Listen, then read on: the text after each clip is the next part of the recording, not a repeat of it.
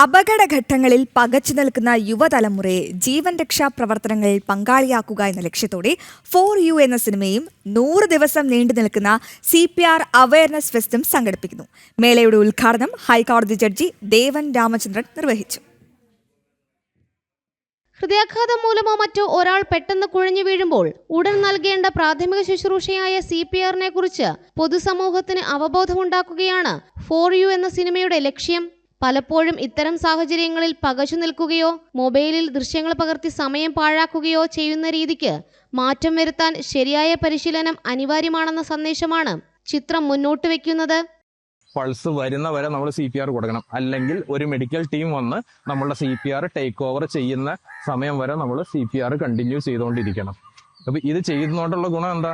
അപ്പൊ നമ്മൾ ഒന്നും ചെയ്യാതെ നമ്മൾ നോക്കി നിൽക്കുന്നതിനേക്കാളും നല്ലതാണ് നമ്മളാൽ കഴിയുന്ന രീതിയിൽ എന്തെങ്കിലും ചെയ്ത് നമുക്ക് ഈ രോഗിയെ രക്ഷപ്പെടുത്താൻ പറ്റുമോ എന്നുള്ളത്. അപ്പൊ നമ്മളിങ്ങനെ കൊടുക്കുമ്പോൾ എന്താണ്, ജീവൻ തിരിച്ചു കിട്ടാനുള്ള സാധ്യത 2 മുതൽ 3 ഇരട്ടി വരെ ഉണ്ട് നമുക്ക് ഇങ്ങനെ ഒരു CPR കൊടുത്താൽ.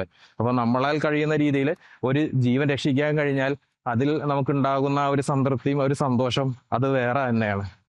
GCDA chairman K. ചന്ദ്രൻപിള്ള അധ്യക്ഷത വഹിച്ച ചടങ്ങ് ജസ്റ്റിസ് ദേവൻ രാമചന്ദ്രൻ ഉദ്ഘാടനം നിർവഹിച്ചു.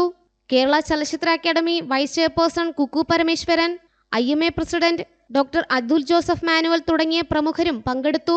വായനശാലകൾ, ആർട്സ് ക്ലബ്ബുകൾ, സാംസ്കാരിക കേന്ദ്രങ്ങൾ എന്നിവിടങ്ങളിൽ ഫോർ യു എന്ന സിനിമ സൗജന്യമായി പ്രദർശിപ്പിക്കാനും പദ്ധതിയുണ്ട്. ജനം, കൊച്ചി.